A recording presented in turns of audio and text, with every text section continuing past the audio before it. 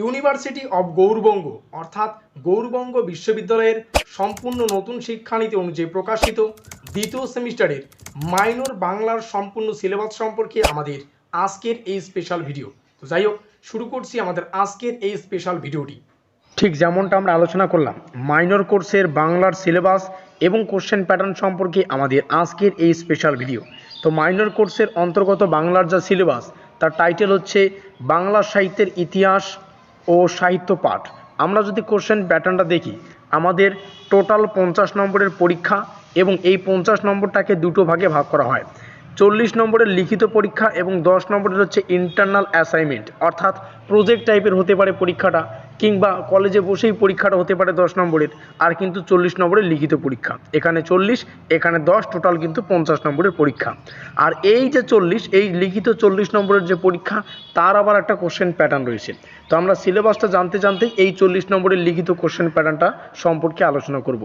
তো আমাদের সম্পূর্ণ সিলেবাসটা ছোট ছোট এককে বিভক্ত করা হয়েছে। একক 1 যদি আমরা দেখি, একক 1 থেকে পড়তে হবে প্রাচীন যুগ ও মধ্যযুগ। প্রাচীন যুগ এবং মধ্যযুগ থেকে স্পেশালি পড়তে হচ্ছে চর্যাপদ এবং শ্রীকৃষ্ণ কীর্তন, অর্থাৎ প্রাচীন যুগ এবং মধ্যযুগের যে চর্যাপদের পাঠ এবং শ্রীকৃষ্ণ কীর্তন কাব্য একটা রয়েছে সেই যে পাঠ, এই দুটো কিন্তু এখান থেকে পড়তে হচ্ছে। এবং এই যে একক 1, একক 1-এর যা কোশ্চেন প্যাটার্ন সেটা হচ্ছে 1 into 10, অর্থাৎ একক 1 থেকে 10 নম্বরের একটা প্রশ্ন উত্তর করার জন্য 10 নম্বর থাকবে। কথা ক্লিয়ার? একক 2 যদি আসি, একক 2-তে স্পেশালি আমাদের অনেকগুলো বিষয় রয়েছে।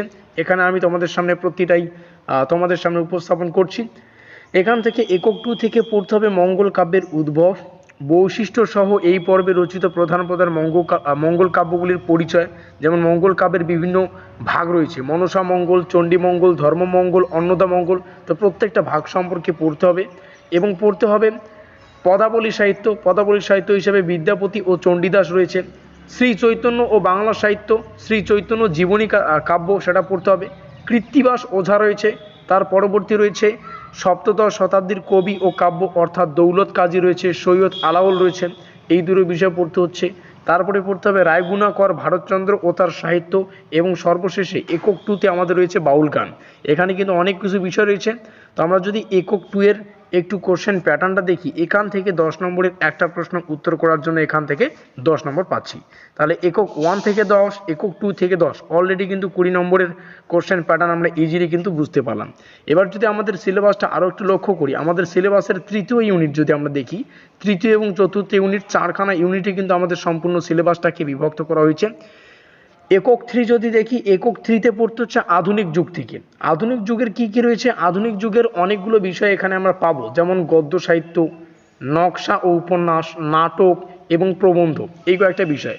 গদ্য সাহিত্যের মধ্যে রামায়ণ এবং বিদ্যাসাগর রয়েছে। নকশা আর উপন্যাসের মধ্যে যে সমস্ত বিষয় রয়েছে আমি মার্কিন যুক্ত করছি, তোমরা এখান থেকে দেখে নাও, ঘাবড়ানোর কোনো প্রয়োজন নেই। এই সিলেবাসের উপর ভিত্তি করে আমাদের সাজেশনমূলক ক্লাসগুলি খুব তাড়াতাড়ি তোমাদের সামনে উপস্থাপন করা হবে। নাটক হিসেবে পড়তে হবে রামনারায়ণ তর্করত্ন, মধুসূদন দত্ত রয়েছে, দীনবন্ধু মিত্র, তারপর দ্বিজেন্দ্রলাল রায়, এদের যে নাটকগুলি সেগুলো আমরা পড়ব। প্রবন্ধ হিসাবে বঙ্কিমচন্দ্র চট্টোপাধ্যায় এবং রবীন্দ্রনাথ ঠাকুরের কিন্তু প্রবন্ধ পড়তে হচ্ছে আধুনিক যুগের। কথা ক্লিয়ার?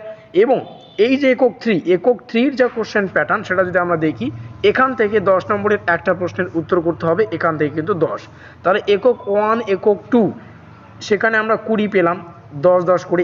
এবং এখানে যদি আমরা 10 যোগ করি তাহলে অলরেডি কিন্তু 30 নম্বর আমাদের কোশ্চেন প্যাটার্ন জানা হয়ে গেল। একক 4 যদি আসি, একক 4-এ আমাদের 10 নম্বরের সেই বিষয়টা রয়েছে। একক 4-এ জাস্ট একটা বিষয় পড়তে হবে, সেটা হচ্ছে সাহিত্য পাঠ, উপন্যাস রয়েছে মানিক বন্দ্যোপাধ্যায়ের পদ্মা নদীর মাঝি, এখান থেকে 10 নম্বরের একটা প্রশ্নের উত্তর করার জন্য 10। এই হচ্ছে আমাদের সম্পূর্ণ সিলেবাস। দেখো সিলেবাসটা তোমাদের সামনে উপস্থাপন করলাম, কোন কোন বিষয়গুলি পড়তে হবে সেগুলো তোমাদের সামনে উপস্থাপন করলাম, কোশ্চেন প্যাটার্নটা কি সেটাও তোমাদের সামনে উপস্থাপন করলাম। খুব দ্রুতই এই সিলেবাসের উপর ভিত্তি করে সাজেশনমূলক ক্লাসগুলি তোমাদের সামনে উপস্থাপন করা হবে। এই ভিডিওটি ভালো লাগলে অবশ্যই লাইক করে দিও, বন্ধুদের কাছে শেয়ার করে দিও, যাতে করে এই তথ্যটি সবাই জানতে পারে, অর্থাৎ সিলেবাস এবং কোন কোন বিষয়গুলি রয়েছে। কথা ক্লিয়ার? আর আমাদের আজকের এই স্পেশাল ভিডিওটি এই পর্যন্তই।